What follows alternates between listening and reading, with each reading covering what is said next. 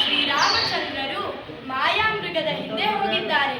ಅವರೊಟ್ಟಿಗೆ ನನ್ನ ದೇವರ ರಕ್ಷಣೆಗಾಗಿ ಲಕ್ಷ್ಮಣನು ಕೂಡ ಹೋಗಿದ್ದಾನೆ. ಇನ್ನೇನು ಸ್ವಲ್ಪ ಸಮಯ, ಅವರು ಬರುವ ಸಮಯವಾಯಿತು.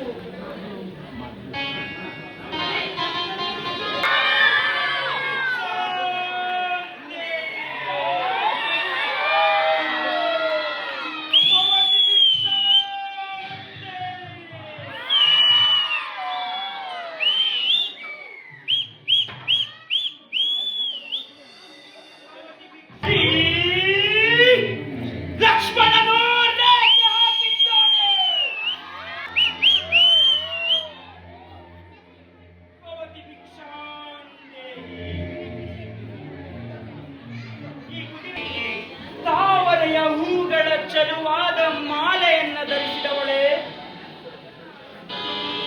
ನೀನು, ಗೌರಿಯೋ? ಸಂಪತ್ರಿಯನ್ನು ನಾನು ಇದುವರೆಗೂ ನೋಡೇ ಇಲ್ಲ. ಏನು ಮಾಡುತ್ತೇವೆ? ನೀನು ವಾಸ ಮಾಡಬೇಕಾದ ಕಾಡಂತೂ ಇದಲ್ಲ. ನೀನು ಸಂಪತ್ಭರಿತವಾದ ನಗರದಲ್ಲಿ ಸುತ್ತಾಡಬೇಕಾದವಳು. ಮಾತುಗಳನ್ನು ಆಡುತ್ತಿರುವನು. ಇರಲಿ, ನಾನು ದಶರಥನ ಸೊಸೆ, ಶ್ರೀರಾಮಚಂದ್ರನ ಹೆಂಡತಿ ಸೀತೆ. ಕೈಕೇಯಿ ದಶರಥನಿಗೆ ಕೊಟ್ಟ ವರದಿಂದ ನಾವು ಇಲ್ಲಿ ವನವಾಸಕ್ಕೆ ಬಂದಿದ್ದೀವಿ. ನಾನು ನನ್ನ ಪತಿ ಮತ್ತು ಅವನ ಸಹೋದರನ ಜೊತೆ ವಾಸ ಮಾಡುತ್ತಿದ್ದೇನೆ. ನನ್ನ ಪತಿ ಬೇಟೆಗೆ ಹೋಗಿದ್ದಾರೆ. ಇನ್ನೇನು ಸ್ವಲ್ಪ ಸಮಯ, ಅವರು ಬರುವ ತನಕ ಕಾಯ್ದರೆ ಅವರ ಪರಿಚಯ ಕೂಡ ಆಗುತ್ತದೆ. ಇರಲಿ, ಭಿಕ್ಷೆಯನ್ನು ತರುತ್ತೇನೆ.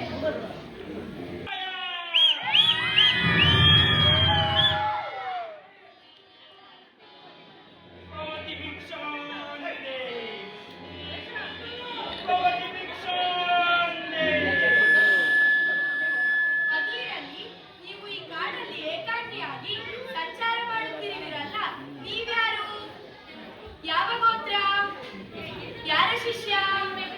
ಯಾವ ಆಶ್ರಮ? ಇರಲಿ, ತೆಗೆದುಕೊಳ್ಳಿ ಭಿಕ್ಷೆ. ಮಾತೆ, ನಾನು ಆಯಾಸದಿಂದ ಬಳಲಿ ಬಂದಿರುವೆನು.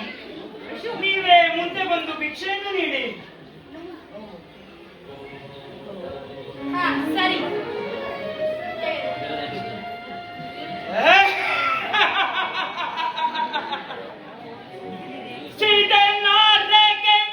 ಚಕರಿಸಿ ಬಂಧಿಸಿರುವನು.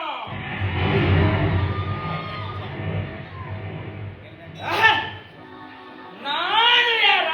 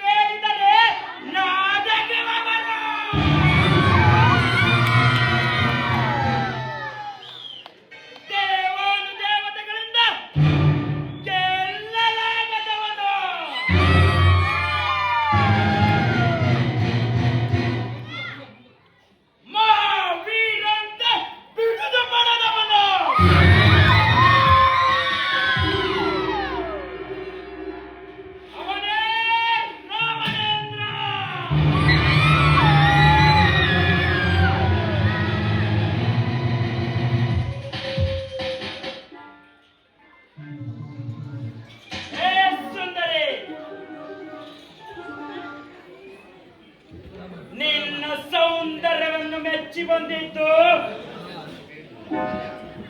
ನಿನ್ನನ್ನು ನೋಡಿದ ಮೇಲೆ ನನ್ನಂತ ಪರಾಕ್ರಮಿ ಮನಸ್ಸು ಚಂಚಲಗೊಂಡಿತು.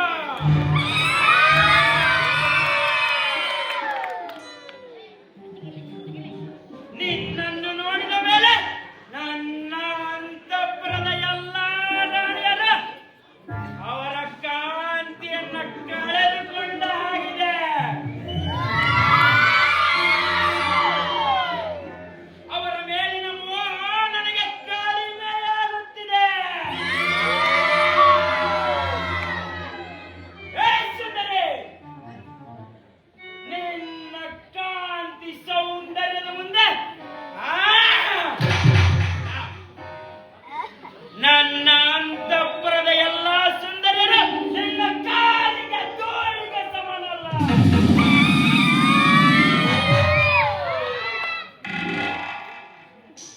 ನನ್ನ ಮಾತು ಕೇಳು.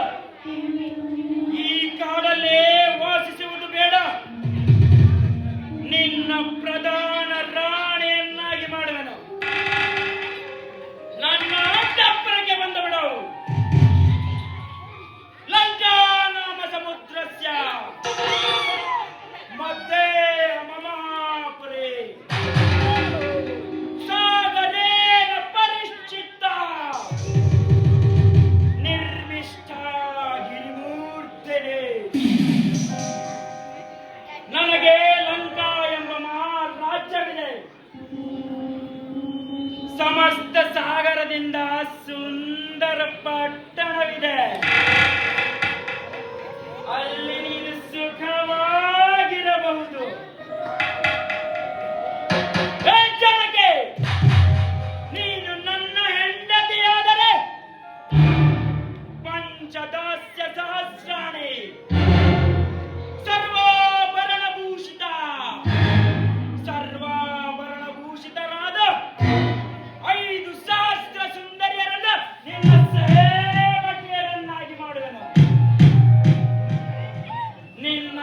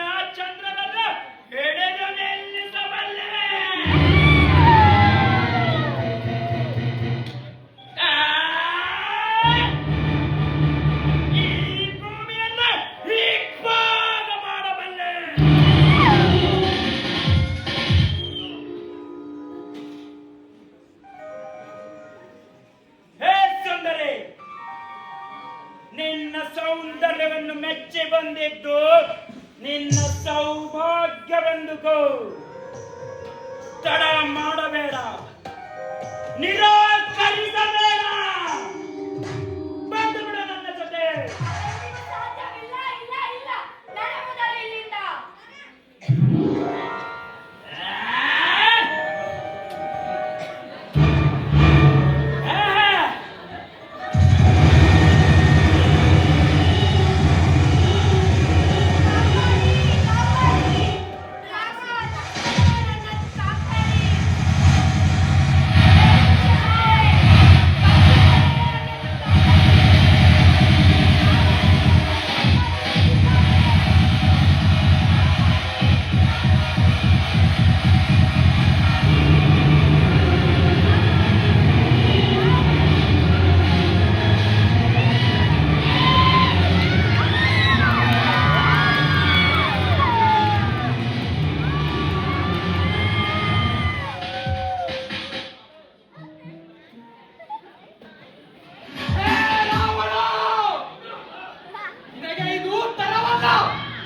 ನೀನು ವೀರಾಧಿವೀರ ಎಂದು ನಾನು ಕೇಳಿದ್ದೇನೆ. ನಿನ್ನ ಶೌರ್ಯ ಪರಾಕ್ರಮಗಳ ಬಗ್ಗೆ ಸಾಕಷ್ಟು ಕಥೆಗಳನ್ನು ಕೇಳಿದ್ದೇನೆ. ಆದರೆ ಇದೇನಿದು ರಾವಣ, ನಿನ್ನ ನೀಚ ವರ್ತನೆ. ನೀನು ಸಾಮಾನ್ಯ ಕಳ್ಳರ ಹಾಗೆ ಶ್ರೀರಾಮಚಂದ್ರನ ಪತ್ನಿಯನ್ನು ಅಪಹರಣ ಮಾಡುತ್ತಿರುವುದು. ಹೇ ರಾವಣ, ನೀನು ಶೌರ್ಯನೇ ಆಗಿದ್ದರೆ, ಅಜೇಯ ರಾವಣನೇ ನೀನಾಗಿದ್ದರೆ, ರಾಮನ ಮೇಲಿನ ನಿನ್ನ ದ್ವೇಷ ಅವನನ್ನ ಹೆಂಡತಿಯನ್ನು ಅಪಹರಣ ಮಾಡುವುದಲ್ಲ, ಅವನೊಂದಿಗೆ ಯುದ್ಧ ಮಾಡಿ ತೀರಿಸಿಕೊಳ್ಳಬೇಕು. ಇದಾ ವೀರರ ಲಕ್ಷಣ?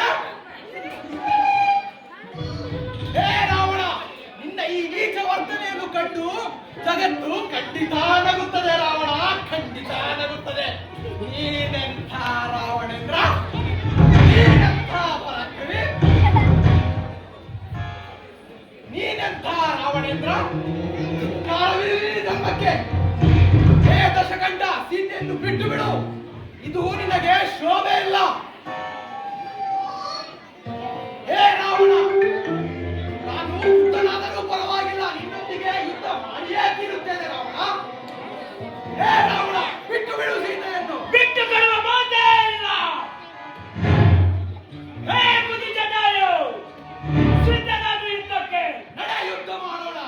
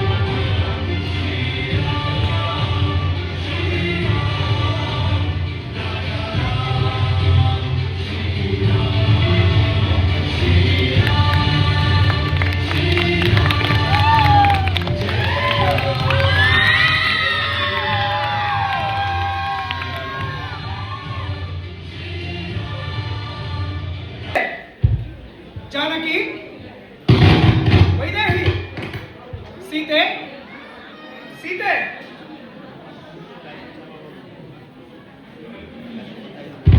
ಸೀತೆ, ಸೀತೆ, ಸೀತೆ.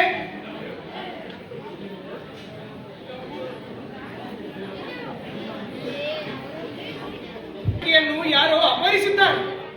ಯಾರೆಂದು ತಿಳಿಯುತ್ತಿಲ್ಲವಲ್ಲ. ಸಹೋದರ ಯಾರಿರಬಹುದು?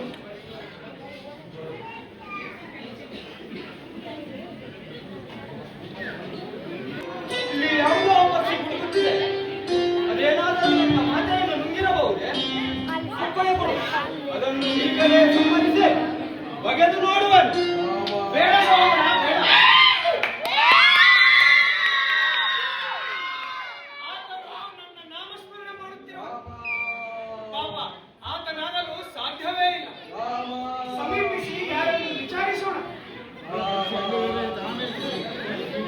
ರಾಮ ಯಾರು ನೀವು? ಅಯ್ಯ, ನಾನು ನಿರ್ಭಾಗ್ಯ ರಾಮ. ನೀನಾರು? ನಿನ್ನ ಈ ದುಸ್ಥಿತಿಗೆ ಕಾರಣವೇನು? ಶ್ರೀರಾಮಚಂದ್ರ ತಂದೆಯ ತಂದೆ.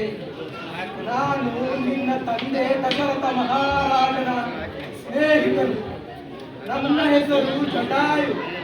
ಆ ಕ್ರೂರ ರಾವಣನು ನಿನ್ನ ಪತ್ನಿಯಾದ ಸೀತಾಮಾತೆಯನ್ನು ಅಪಹರಿಸಿ ಕೊಂಡೊಯ್ಯುವುದನ್ನು ನಾನು ನೋಡಿದೆ. ಅವನೊಂದಿಗೆ ಯುದ್ಧ ಮಾಡಿದೆ. ಆ ದುಷ್ಟ ರಾವಣನು ನನ್ನನ್ನು ಈ ದುರಾವಸ್ಥೆಗೆ ಗುರಿ ಮಾಡಿದನು ತಂದೆ. ಸೀತಾಮಾತೆಯು ಈ ವಿಷಯವನ್ನು ನಿಮಗೆ ತಲುಪಿಸುವವರೆಗೂ ಜೀವಂತವಾಗಿರೂ ಜಟಾಯು ಎಂದು ಆಶೀರ್ವಾದ ಮಾಡಿದರು ತಂದೆ. ಈಗ ನನ್ನ ಕೆಲಸ ಮುಗಿದಿದೆ. ನನಗೆ ಮೋಕ್ಷ ಕರುಣಿಸು ತಂದೆ. ರಾಮ ರಾಮ ರಾಮ. ನಮಗಾಗಿ ಮರಣ ಹೊಂದಿದೆಯ ಜಟಾಯು? ಲಕ್ಷ್ಮಣ, ಅಣ್ಣ, ನೋಡಿದೆಯಾ? ನಮಗೆ ಸಹಾಯ ಮಾಡಲು ಬಂದ ಜಟಾಯು ಮರಣ ಹೊಂದಿದನು. ಆತನು ನಮ್ಮ ತಂದೆಯ ಮಿತ್ರನು. ಆತನ ಅಂತ್ಯಕ್ರಿಯೆಯನ್ನು ಮುಗಿಸಿ ನಂತರ ಸೀತಾನ್ವೇಷಣೆಗೆ ತೆರಳೋಣ. ಹಾಗೆ ಆಗಲಿ ಅಣ್ಣ, ಹಾಗೆ ಆಗಲಿ. ಎಷ್ಟು ಹುಡುಕಿದರೂ ನನ್ನ ಜಾನಕಿಯ ಸುಳಿವೇ ಇಲ್ಲ. ಸೀತೆಯನ್ನಾಗಲಿ ಒಂದು ಕ್ಷಣವೂ ನನ್ನಿಂದ ಜೀವಿಸಲು ಸಾಧ್ಯವಿಲ್ಲ ಸೋದರ, ಸಾಧ್ಯವಿಲ್ಲ. 14 ವರ್ಷ ವನವಾಸ ಮುಗಿಸಿ ನಾವು ಅಯೋಧ್ಯೆಗೆ ಹಿಂದಿರುಗಿದಾಗ ಪುರ ಜನರು, ಗುರು ವಸಿಷ್ಠರು, ಮಾತೆಯರು ರಾಮ ರಾಮ ಸೀತೆಯಲ್ಲಿ, ಜನಕ ಸುತೆಯಲ್ಲಿ ಎಂದು ಕೇಳಿದರೆ ಏನೆಂದು ಉತ್ತರಿಸಲಿ ಸಹೋದರ, ಏನೆಂದು ಉತ್ತರಿಸಲಿ? ಈ ಅಪಮಾನವನ್ನು ನನ್ನಿಂದ ಸಹಿಸಲಾಗದು ಸಹೋದರ. ಇಲ್ಲ, ಅದು ಅಲ್ಲಿ ಕಾಣುತ್ತಿರುವ ಪರ್ವತಗಳಿಗೆ ನಾನು ನಡೆದು ಬಿಡುವೆ ಸಹೋದರ.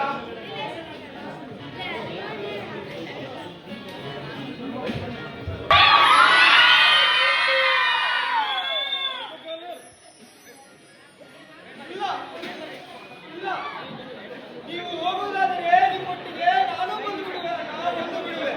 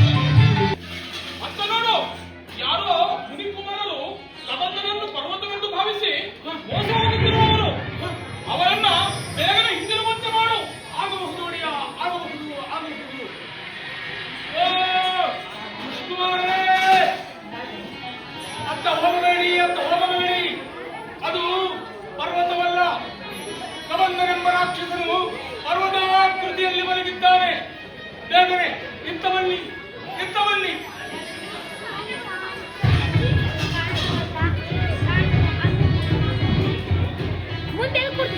ಲಕ್ಷ್ಮಣ, ಅಣ್ಣ, ಕಬಂಧ ಎನ್ನುವ ರಾಕ್ಷಸನಂತೆ ನೀನೊಂದು ತೋಳು ಕತ್ತರಿಸು, ನಾನೊಂದು ತೋಳು ಕತ್ತರಿಸುತ್ತೇನೆ. ಇದು ಬಾಣ ಪ್ರಯೋಗ ಮಾಡು.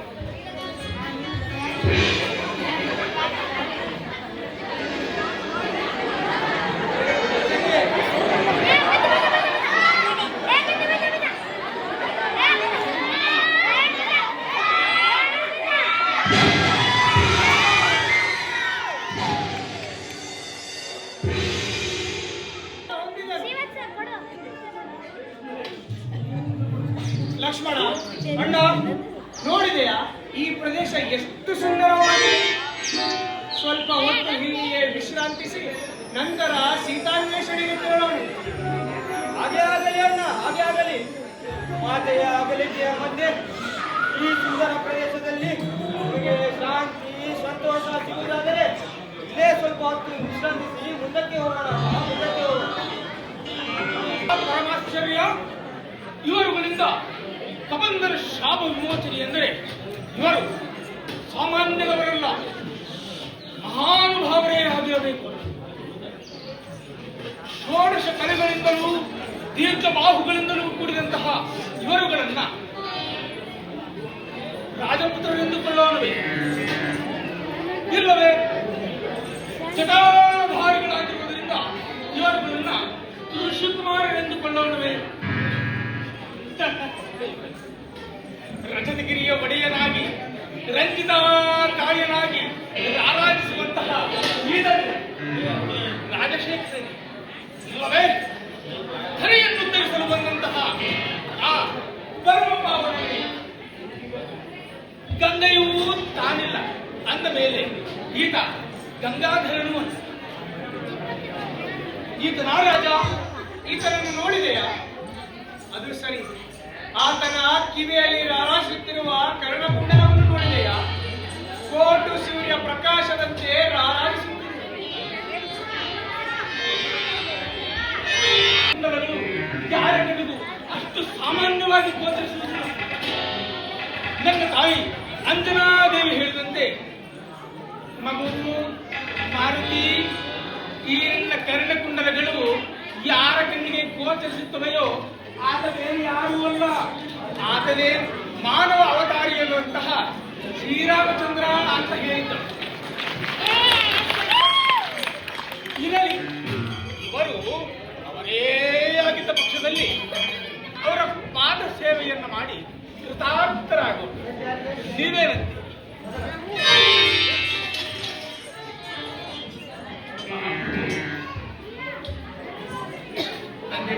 ತಾವು ಯಾರು? ನಾವುಗಳು ರಾಮ ಲಕ್ಷ್ಮಣರು. ರಾವಣನು ನನ್ನ ಹೆಂಡತಿಯನ್ನು ಅಪಹರಿಸಿದ್ದಾನೆ. ಅವಳ ಅನ್ವೇಷಣೆಯಲ್ಲಿ ಇಲ್ಲಿಯವರೆಗೂ ಬಂದಿದ್ದೇನೆ. ಸ್ವಲ್ಪ ಇರಿ ಮಹಾಪ್ರಭು, ಸ್ವಲ್ಪ ಇರಿ.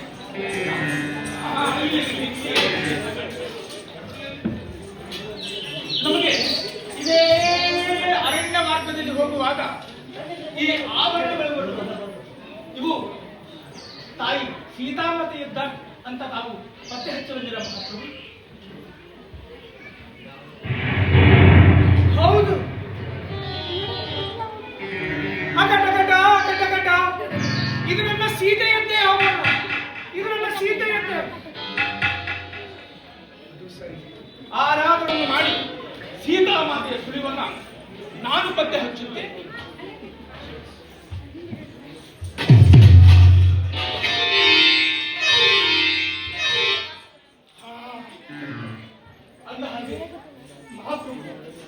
ನನ್ನ ತಾಯಿ ಅಂಜನಾದೇವಿ ಹೇಳಿದ್ದರು, ಶ್ರೀರಾಮಚಂದ್ರ ಪ್ರಭುವಿನ ದರ್ಶನವಾದ ಕೂಡಲೇ ಆತನ ಪಾದ ಪೂಜೆಯನ್ನು ಮಾಡಿ ನಿನ್ನ ಜೀವನವನ್ನ ಪಾವನವನ್ನಾಗಿಸಿಕೋ ಅಂತ ಹೇಳಿದರು. ದಯಮಾಡಿ ತಾವು ಅದಕ್ಕೆ ಅವಕಾಶವನ್ನ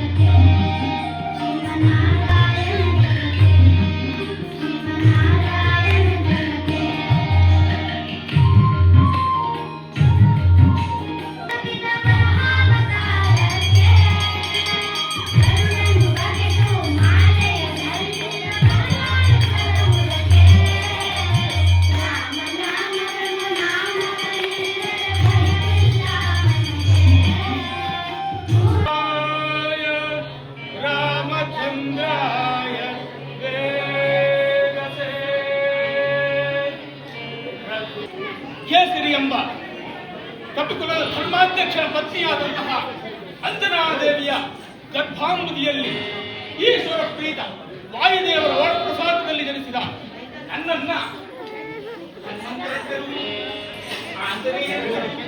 ಮಾರುತಿಯಿಂದಲೂ ನನ್ನನ್ನು ಅಲ್ಲಿ ಬಂದಿದ್ದೇವೆ. ನಿನ್ನೊಡೆಯನಾದ ಸುಗ್ರೀವರಾಜನನ್ನು ಇಲ್ಲಿಯೇ ಕರೆದುಕೊಂಡು ಬಾ. ಸುಗ್ರೀವರಾಜ, ಸುಗ್ರೀವರಾಜ, ಬೇಗ ಬಂದೆ.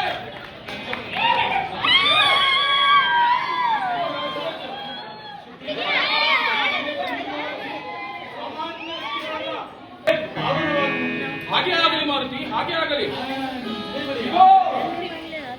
ಶ್ರೀರಾಮಚಂದ್ರ ಪ್ರಭುವೇ, ನಿನಗೆ ನನ್ನ ದಂಡ ಪ್ರಣಾಮಗಳು ಪ್ರಭುವೇ. ಸುಗ್ರೀವರಾಜ, ಮಂಗಳವಾರ. ನೀನು ನಿಮ್ಮ ಪರಿವಾರದವರು ಸೌಖ್ಯವೇ? ನೀವಿಲ್ಲಿ ವಾಸ ಮಾಡಿಕೊಂಡಿರಲು ಕಾರಣವೇನು? ಪ್ರಭು, ಅದೊಂದು ದೊಡ್ಡ ಕತೆ. ನಾನು ವಾಲಿಯು ಅಣ್ಣ ತಮ್ಮಂದಿರು ಸೌಖ್ಯದಿಂದ ರಾಜ್ಯಭಾರವನ್ನು ಮಾಡುತ್ತಿದ್ದೆವು. ಅದೊಂದು ದಿನ ತುಂಗುವಿ ಎಂಬ ರಾಕ್ಷಸರು ನಮ್ಮ ಮೇಲೆ ಯುದ್ಧಕ್ಕೆ ಬಂದರು. ನಾನು ಮತ್ತು ನಮ್ಮ ಅಣ್ಣ ಯುದ್ಧಕ್ಕೆ ಹೋದೆವು. ಘೋರ ಯುದ್ಧದಲ್ಲಿ ರಾಕ್ಷಸನು ಹಿಂದೆ ಸರಿಯಲು ನಮ್ಮ ಅಣ್ಣ ವಾಲಿಯು ಅವನನ್ನು ಅಟ್ಟಿಸಿಕೊಂಡು ಹೋದನು. ನಾನು ಅವನಿಂದ ಹೋದೆ. ಪ್ರಭು, ದೊಡ್ಡದಾದ ಗುಹೆಯಲ್ಲಿ ಇಬ್ಬರೂ ಹೋದರು. ನಾನು ಆ ಗುಹೆಗೆ ಕಾವಲುಗಾರನಾಗಿ ನಿಂತೆ. ವರ್ಷ ಕಾಲವಾದರೂ ಯಾರೂ ಹೊರಬರಲಿಲ್ಲ. ಅದೊಂದು ದಿನ ಗುಹೆಯಿಂದ ಧಾರಾಕಾರವಾಗಿ ರಕ್ತ ಹರಿದು ಬರಲು ಎಲ್ಲಿ ನಮ್ಮ ಅಣ್ಣನೇ ಹತರಾದನೆಂದು ಬಹು ದುಃಖದಿಂದ ರಾಜ್ಯಕ್ಕೆ ಹಿಂದಿರುಗಿದೆ ಮತ್ತು ರಾಜ್ಯಭಾರವನ್ನು ವಹಿಸಿಕೊಂಡೆ. ಪ್ರಭು, ಅಲ್ಲಿ ನಮ್ಮ ಅಣ್ಣ ವಾಲಿ ಆ ರಾಕ್ಷಸನನ್ನು ಸಂಹರಿಸಿದ್ದನು. ಗುಹೆಯಿಂದ ಹೊರಬಂದ ನಮ್ಮಣ್ಣ ಅಲ್ಲಿ ನನ್ನನ್ನು ಕಾಣದೆ ಬಹು ಕೋಪದಿಂದ ರಾಜ್ಯಕ್ಕೆ ಬಂದು ನನ್ನನ್ನು ಕೊಲ್ಲಲೆಚ್ಚಿಸಿದನು. ಪ್ರಭು, ನಡೆ, ಹಾಗಿದ್ದರೆ ಹೋಗೋಣ. ಪ್ರಭು, ನಮ್ಮಣ್ಣ ವಾಲಿ ಸಾಮಾನ್ಯದವನಲ್ಲ. ಅವನನ್ನು ಸಂಹರಿಸಬೇಕಾದರೆ ಇಗೋ ಅತ್ತ ನೋಡಿ, ಅಲ್ಲಿ ಕಾಣುವ ಸಪ್ತ ತಾರೆಗಳೆಂಬ ವೃಕ್ಷಗಳನ್ನು ಯಾರು ಒಂದೇ ಬಾಣದಿಂದ ಅವನ್ನು ಕುಂಡರಿಸುವವರು ಅವರಿಂದ ಮಾತ್ರ ಸಾಧ್ಯ ಎಂದು ಋಷಿಗಳು ಅವರಿಗೆ ಶಾಪವಿತ್ತಿರುವರು. ಪ್ರಭು, ಪ್ರಭು, ಇದನ್ನು ಪರೀಕ್ಷೆ ಎಂದು ಭಾವಿಸಬಾರದು. ಪ್ರಭು, ಸುಗ್ರೀವರಾಜ, ಪರೀಕ್ಷಿಸಿದ ಮಾತ್ರಕ್ಕೆ ಪರಾಕ್ರಮಕ್ಕೆ ಕುಂದು ಬರುವುದೇ? ನಿನ್ನಿಚ್ಛೆಯಂತೆಯೇ ಆಗಲಿ.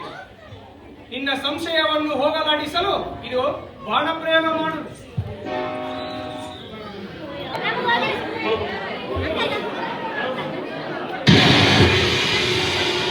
ಆಯ್ತು, ಹೊರ ಮಾಡುವ ವಾಲಿಯನ್ನು ಹಾಗೆ ಆಗಲಿ ಪ್ರಭು, ಹಾಗೆ ಆಗಲಿ. ಅಷ್ಟೇ.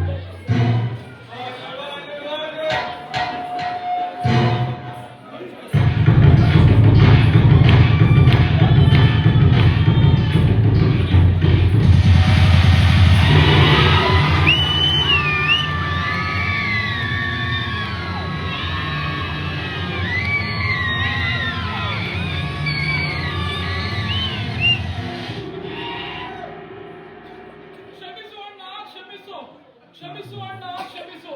ಯುದ್ಧ ಮಾಡಲಾರೆ, ಕ್ಷಮಿಸು. ತಮ್ಮನೆಂಬ ಅಭಿಮಾನದಿಂದ ಬಿಟ್ಟು ಹೋಗುತ್ತಿದ್ದೇನೆ.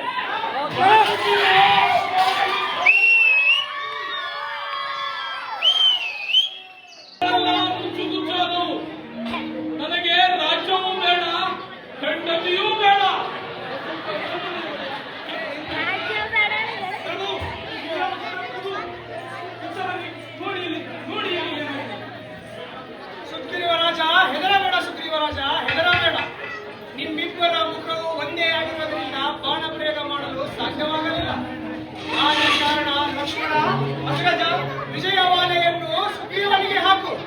ಆಗಲಿ ಅಣ್ಣ. ದೇವರಾಜ ಪ್ರಭು ಹೊರ ಮಾಡುವ ಆ ನೀಚ ವಾಲಿಯನ್ನು ಹೇ, ಶ್ರೀರಾಮಚಂದ್ರನ ಕೈಯಿಂದ ವಿಜಯ ಮಾಲೆ ಹಾಕಿಸಿಕೊಂಡಾಗಿದೆ. ನನ್ನ ನರ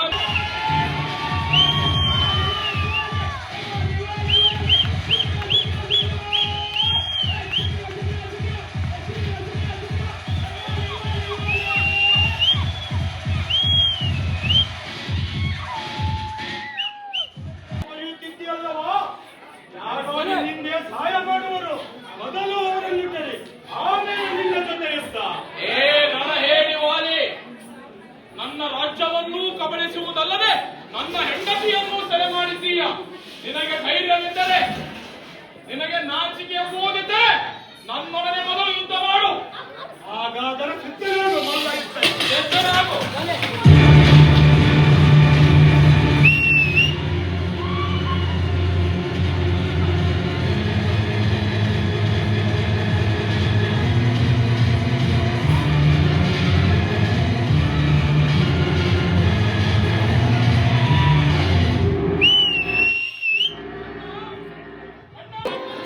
ನಾನು ದಶರಥ ಪುತ್ರ ಶ್ರೀರಾಮಚಂದ್ರ.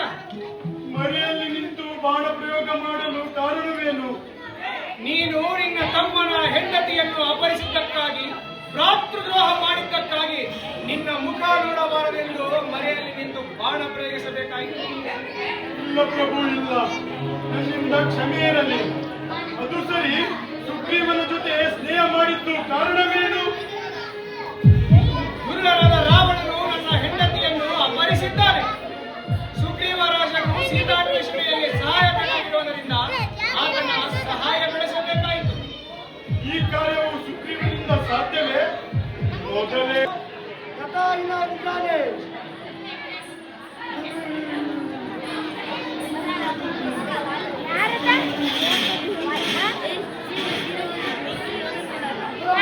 ನನ್ನ ತಂದೆ ಏನು ಕೋಪ ಮಾಡಿದ್ದಾರೆಂದು ಈ ಶಿಕ್ಷೆ ಕೊಟ್ಟಿದ್ದೀರಾ ಸ್ವಾಮಿ? ಅಂಗದ ನಿನ್ನ ತಂದೆ ಮಾಡಿದ ಪಾಪಕ್ಕೆ ತಕ್ಕ ಪ್ರಾಯಶ್ಚಿತ್ತವಾಗಿದೆ. ಚಿಂತಿಸಬೇಡ ಮಗು.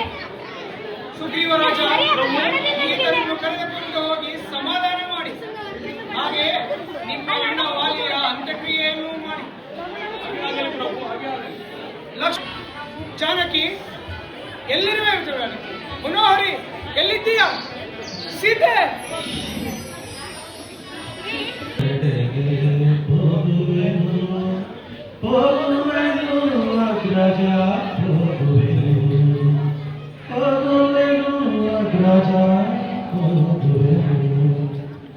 ಹಾಗೆ ವರ್ಷಗಳೇ ಕಳೆದರು ಬಾಣವಂತರಾಗಿ ಇನ್ನೇ ಕುಳಿತಿದ್ದೀರಾ?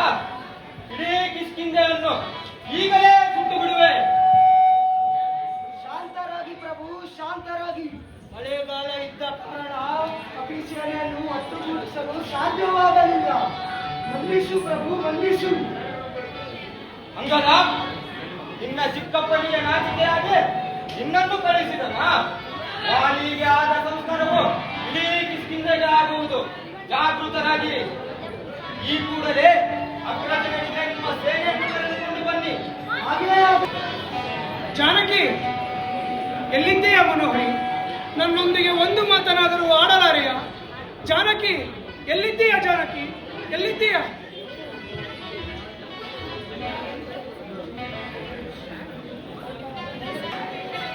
ಹೋದ ಕಾರ್ಯ ಏನಾಯಿತು? ಸುಗ್ರೀವರಾಜನನ್ನು ಕಂಡೆಯ? ಅಗ್ರಜ, ಅಗೋ ಬರುತ್ತಿರುವರು. ನಾನು ನಿಮ್ಮ ನಾಮಸ್ಮರಣೆ ಮಾಡುತ್ತಾ ಇತ್ತ ಬರುತ್ತಿರುವರು. ರಾಮ ರಾಮ ರಾಮ ರಾಮ ಸೀತಾರಾಮ.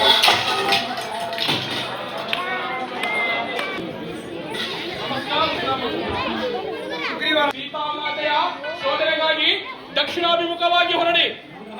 ವಿಂಧ್ಯಾದಿ ಪರ್ವತಗಳಾದಿಯಾಗಿ ಗೋದಾವರಿ ನದಿ ತಟಗಳಲ್ಲಿ ಚೆನ್ನಾಗಿ ಹುಡುಕಿ ಅಲ್ಲಿಯೂ ಮಾತೆಯ ದರ್ಶನ ಆಗದಿದ್ದಲ್ಲಿ ಅಲ್ಲಿಂದ ಮುಂದಕ್ಕೆ ಅಗಸ್ತ್ಯಾಶ್ರಮವು ಸಿಗುವುದು. ಅಲ್ಲಿ ಋಷಿಗಳ ಆಶೀರ್ವಾದವನ್ನು ಪಡೆದು ಮುಂದಕ್ಕೆ ಚೋಳ, ಕೇರಳ, ಪಾಂಡ್ಯ, ಚೇಳಾದಿ ದೇಶಗಳಲ್ಲಿ ಚೆನ್ನಾಗಿ ಹುಡುಕಿ ಅಲ್ಲಿಯೂ ಮಾತೆಯ ದರ್ಶನ ಆಗದಿದ್ದಲ್ಲಿ ಅಲ್ಲಿಂದ ಮುಂದಕ್ಕೆ ದಕ್ಷಿಣ ಸಮುದ್ರವೂ ಸಿಗುವುದು. ಅಲ್ಲಿ ಅಂಗಾಲಿಕೆ ಎಂಬ ರಾಕ್ಷಸಿ ಇರುವಳು, ಹೆದರದಿರಿ. ಹಾಗೆ ಅಲ್ಲಿಂದ ಮುಂದಕ್ಕೆ ಭೋಗಾವತಿ ಪಟ್ಟಣವೂ ಸಿಗುವುದು. ಅಲ್ಲಿಯೂ ಮಾತೆಯನ್ನ ಚೆನ್ನಾಗಿ ಹುಡುಕಿ, ಅಲ್ಲಿಯೂ ಮಾತೆಯ ದರ್ಶನ ಆಗದಿದ್ದಲ್ಲಿ ಅಲ್ಲಿಂದ ಮುಂದಕ್ಕೆ ಪಿತೃಲೋಕವೂ ಸಿಗುವುದು. ಅಲ್ಲಿಯೂ ಚೆನ್ನಾಗಿ ಹುಡುಕಿ. ಆಂಜನೇಯ, ಅಲ್ಲಿಂದ ಮುಂದಕ್ಕೆ ಮಾತ್ರ ಹೋಗದಿರಿ. ಅಲ್ಲಿಂದ ಮುಂದಕ್ಕೆ ಸೂರ್ಯನ ರಶ್ಮಿಯೂ ಕೂಡ ಕಾಣುವುದಿಲ್ಲ. ಈಗ ನಿಮಗೆ ಸರಿಯಾಗಿ 1 ಮಾಸದ ಅವಧಿಯನ್ನಿಟ್ಟಿರುವೆ. ಅಷ್ಟರೊಳಗಾಗಿ ಆ ಕ್ರೂರಿ ರಾವಣನ ನೆಲೆಯನ್ನು ಹಾಗೂ ಸೀತಾಮಾತೆಯ ಕುಶಲವಾರ್ತೆಯನ್ನು ತರಬೇಕು. ಅವಧಿ ಕಾರ್ಯ ನಿನ್ನೊಬ್ಬರಿಂದ ಮಾತ್ರ ಸಾಧ್ಯವೇ? ಮಹಾಪ್ರಭು, ತಮ್ಮ ಆಶೀರ್ವಾದ ಹೊಂದಿದ್ದರೆ ಸಾಧ್ಯ. ಸೀತಾಮಾತೆಯ ಕುಶಲವಾರ್ತೆಯನ್ನು ತರುವುದಲ್ಲದೆ ಆ ರಾವಣನ ಬಲಾಬಲಗಳನ್ನು ಸಹಿತ ಮಾರುತಿ, ಜಾನಕಿಯನ್ನು ಕಂಡ ಕೂಡಲೇ ಆಕೆಯನ್ನು ಗುರುತಿಸಲು ಕೆಲವು ಗುರುಗಳನ್ನು ಹೇಳುವರು ಅಥವಾ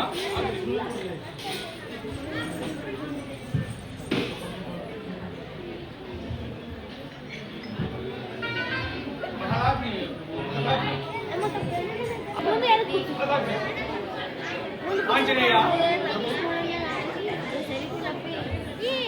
ಈ ಅಂಗುಳಿಕೆಯನ್ನು ಆಕೆಗೆ ಕೊಟ್ಟು ಆಕೆಯಿಂದ ಒಂದು ಅಭಿಜ್ಞಾ ವಸ್ತುವನ್ನು ಹಿಂದಿರುಗಿ ತರಬೇಕು. ಅನಂತ ಕೋಟಿ ನಮಸ್ಕಾರವನ್ನು ತಿಳಿಸು. ತಮ್ಮ ಕುರಿತಾಗಿ ಮಾತೆಯ ಬಳಿ ಏನಾದರೂ ತಿಳಿಸುವುದುಂಟೆ? ಮಾರುತಿ, ಇಲ್ಲಿ ಎಲ್ಲರೂ ಕ್ಷೇಮವೆಂದು ತಿಳಿಸು. ಸದಾಜ್ಞೆ ಒಡೆಯ, ಸದಾಜ್ಞೆ. ಆ ಪ್ರಭು, ಸೀತಾಮಾತೆಯ ಕುಶಲವಾರ್ತೆಯನ್ನು ತಿಳಿಯುವವರೆಗೆ ಯಾವುದೇ ರೀತಿಯ ಫಲಾಹಾರಗಳನ್ನು ಸ್ವೀಕರಿಸುವುದಿಲ್ಲ. ಇದು ಪ್ರಭು ಶ್ರೀರಾಮಚಂದ್ರ ಪಾದವೇ ಸಾಕ್ಷಿ.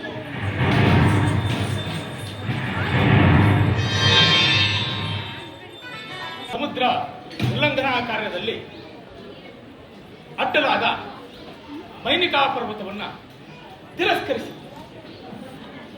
ನಾಗಮಾತೆಯ ಗರ್ವವನ್ನ ಅಡಗಿಸಿತು. ನನ್ನನ್ನೇ ಹಿಂಬಾಲಿಸಿ ನನ್ನನ್ನೇ ನುಂಗರುವಂತಹ ಆ ಸಿಂಹಕಿಯ ಉದರವನ್ನ ಸೂಕ್ಷ್ಮವಾಗಿ ಹೊತ್ತು ಬೃಹದಾಕಾರವಾಗಿ ಬೆಳೆದು ಆಕೆಯನ್ನ ಸಂಹರಿಸಿದ್ದು.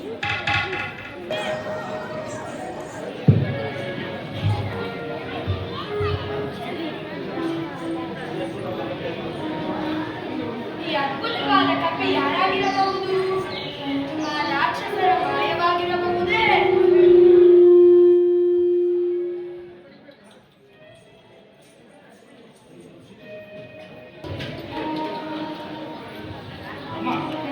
ನಾನು ಕೇಸರಿ ಎಂಬ ಕಪಿಕುಲದ ಧರ್ಮಾಧ್ಯಕ್ಷರ ಪತ್ನಿಯಾದ ಅಂಜನಾದೇವಿಯ ಗರ್ಭಾಂಬುದಿಯಲ್ಲಿ ಈಶ್ವರ ಪ್ರೀತ ವಾಯುದೇವರ ವರಪ್ರಸಾದದಲ್ಲಿ ಜನಿಸಿದ ನನ್ನನ್ನ ಹನುಮಂತನೆಂತಲೂ ಆಂಜನೇಯನೆಂತಲೂ ಮಾರುತಿ ಎಂತಲೂ ನನ್ನನ್ನ ಕರೆಯಲ್ಪಡುತ್ತಾರೆ.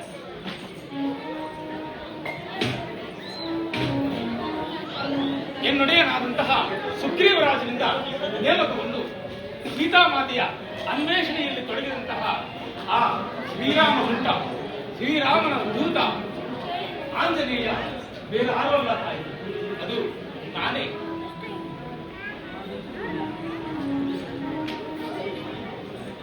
ರಾವಣನಿಂದ ಅಪಹರಿಸಲ್ಪಟ್ಟಂತ ಸೀತಾಮಾತೆ ತಾವೇ ಆಗಿದ್ದ ಪಕ್ಷದಲ್ಲಿ ಕೆಲವೊಂದಿಷ್ಟು ನಿಜಾಂಶಗಳನ್ನ ವಿಚಾರಗಳನ್ನ ನನಗೆ ತಿಳಿಸಬೇಕಾಗಿ ನನಗೆ ತಿಳಿಸಬೇಕು. ಈತನನ್ನು ನೋಡಿದರೆ, ಈತನ ಮಾತುಗಳನ್ನು ಕೇಳಿದರೆ ಆ ರಾಕ್ಷಸ ಪಕ್ಷದವನೆಂದು ಅನಿಸುತ್ತಿಲ್ಲ. ಆಗಲಿ, ಅಯ್ಯ, ನೀನು ನನ್ನ ಸ್ವಾಮಿಯ ದೂತನೇ ಆಗಿದ್ದ ಪಕ್ಷದಲ್ಲಿ ನಿನಗೆ ಮಂಗಳವಾಗಲಿ. ಆದರೆ ನನ್ನ ಸ್ವಾಮಿಯ ಪೂರ್ವ ವೃತ್ತಾಂತವನ್ನು ಹೇಳಿರಿ ನನಗೆ. ಅಮ್ಮ, ನನಗೆ ಶ್ರೀರಾಮಚಂದ್ರ ಪ್ರಭು ಸೀತಾಮಾತೆಯ ದರ್ಶನವಾದ ಕೂಡಲೇ ಶ್ರೀರಾಮಾನುಗ್ರಹದಂತಿರುವಂತಹ ಈ ಒಂದು ಮುದ್ರಿಕೆಯನ್ನ ತಮಗೆ ನೀಡಲು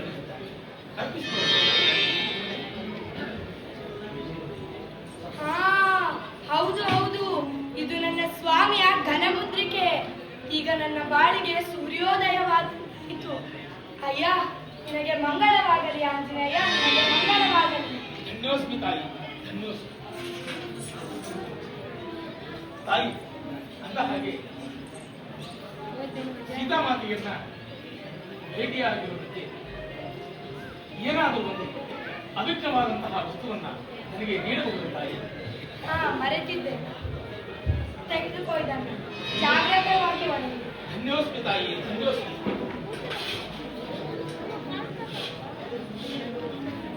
ಸೀತಾಮಾತೆಯ ಅನ್ವೇಷಣೆ ಆಗುವವರೆಗೆ ಯಾವುದೇ ರೀತಿಯ ಫಲಾಹಾರಗಳನ್ನು ಸ್ವೀಕರಿಸುವುದಿಲ್ಲ ಎಂದು ಆ ದಿನ ಪ್ರತಿಜ್ಞೆ ಮಾಡಿದ್ದೆ ತಾಯಿ. ಆದರೆ ಇಂದು ಬಹಳವಾಗಿ ಹಸಿವು ಬಾಯಾರಿಕೆಯಾಗಿದೆ. ಏನಾದರೂ ಕೆಲವೊಂದಿಷ್ಟು ಫಲಾಹಾರಗಳನ್ನು ನೀಡುವಿರ ತಾಯಿ? ಆಗಲಿ ಆಂಜನೇಯ.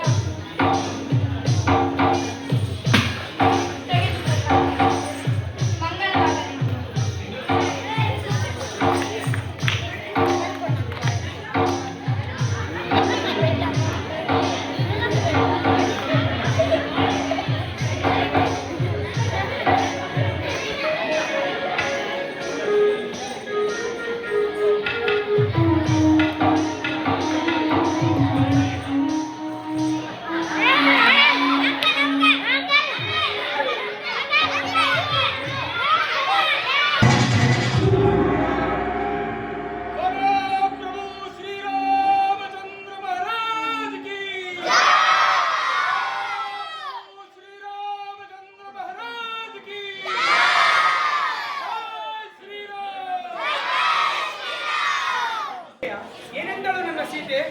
ಮಂಡ್ಯ ಮಹಾಪ್ರಭು, ಮಂಡ್ಯ ಸೀತಾ ಒಂದು ಅಭಿಜ್ಞವಾದ ವಸ್ತುವನ್ನು ಒಪ್ಪಿಸಿಕೊಳ್ಳಿ ಮಹಾಪ್ರಭು, ಒಪ್ಪಿಸಿಕೊಳ್ಳಿ.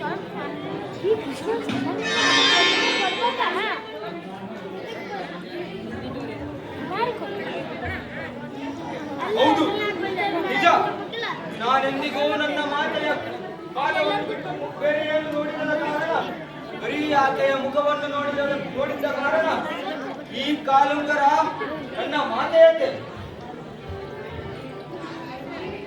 ಮಾರುತಿ ಸುಗ್ರೀವ ರಾಜ, ಪ್ರಭು, ಇದು ಸೇತುವೆಗೆ ಸಮುದ್ರ ಕಟ್ಟಿ ಅದನ್ನು ಹಾಯ್ದು ಹೋಗಿ ರಾವಣ ಕುಂಭಕರ್ಣಾದಿಗಳನ್ನು ಸಂಹರಿಸೋಣ. ಹಾಗೆ ಆಗಲಿ ಪ್ರಭು, ಹಾಗೆ ಆಗಲಿ. ಆಂಜನೇಯ, ಅಂಗನ ಮೊದಲಾದ ಕಮಿಷನರ್ಸರೇ, ಬನ್ನಿ ಹೋಗೋಣ ಸಮುದ್ರದೆಡೆಗೆ. ಬನ್ನಿ, ಸಿದ್ಧರಾಗಿ. ಹಾಗೆ ಆಗಿರುವುದೇ. ಸುಗ್ರೀವ,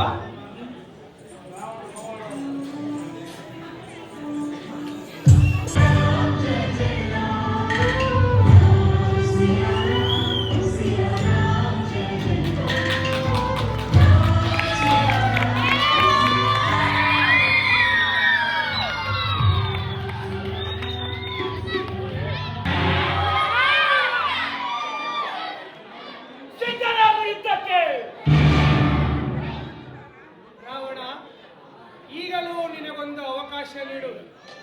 ಸೀತೆಯನ್ನು ನನಗೊಪ್ಪಿಸಿ ಶರಣಾಗು.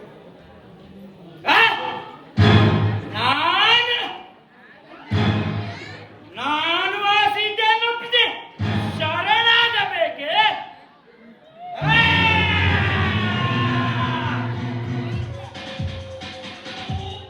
ಅದೆಂದಿಗೂ ಸಾಧ್ಯವಿಲ್ಲ.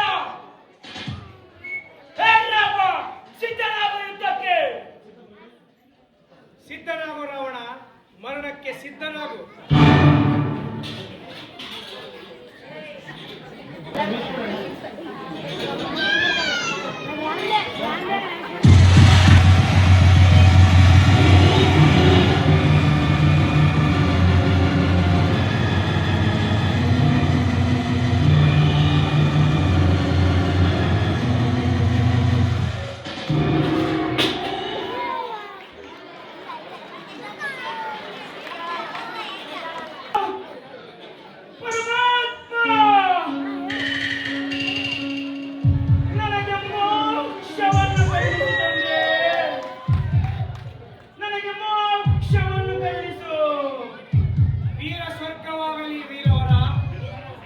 ಇನ್ನೊಂದು ಜನ್ಮದಲ್ಲಿ ವೈಕುಂಠದಲ್ಲಿ ನಿಮ್ಮ ಕಾರ್ಯದಲ್ಲಿ ತೊಡಗಿ ಪುನಃ ಮೋಕ್ಷವನ್ನು ಪಡೆಯಿರಿ.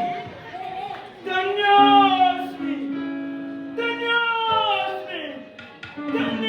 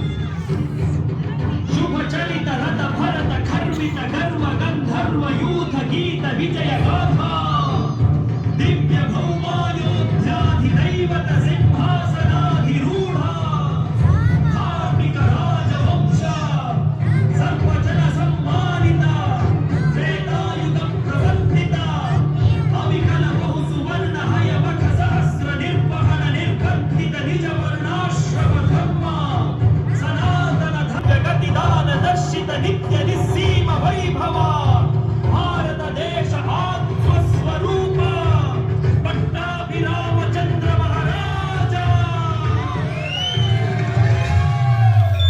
विराजमान है मेरा विराजमान है राम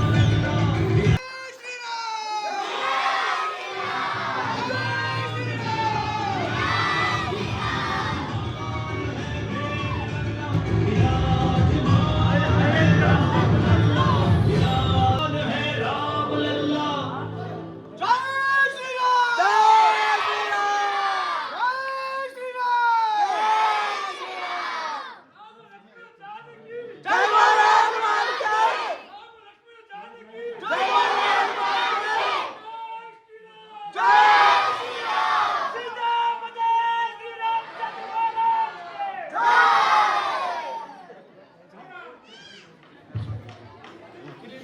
ಆಧರಿಸಿ ನಾಟಕ ರೂಪದಲ್ಲಿ ತೋರಿಸಿದ್ದೇವೆ. ನಮ್ಮ ಸಣ್ಣ ಪ್ರಯತ್ನ ತೋರಿಸಲು ಅಷ್ಟು ಸುಲಭ ಮಾತ್ರ ಅಲ್ಲ, ಸಂಪೂರ್ಣವಾಗಿ ನಮ್ಮನ್ನು ತೋರಿಸಲಿಕ್ಕೆ ನಮಗೆ ಸಾಧ್ಯ ಆಗಿಲ್ಲ. ಯಾವುವು ಕೆಲವೊಂದು ಸನ್ನಿವೇಶವನ್ನು ಮಾತ್ರ ಆಧರಿಸಿ ಈ ಒಂದು ವೇದಿಕೆ ಮುಂಭಾಗದಲ್ಲಿ ನಮ್ಮ ಯುವಕ ಮಂಡಳಿ ತಂಡದವರು ತೋರಿಸಿದ್ದಾರೆ. ವೇದಿಕೆಯಲ್ಲಿ ಎಲ್ಲ ಕಲಾವಿದರು ಆಗಮಿಸಬೇಕಾಗಿರುತ್ತಾರೆ. ಸಂತೋಷ್ ದೇಶಪಾಂಡೆ ಇನ್ನು ಅದ್ಭುತವಾಗಿ ರಾವಣನ ಪಾತ್ರವನ್ನ ಮಾಡಿದವರು ಶ್ರೀಧರ್ ದೇಸಾಯಿ.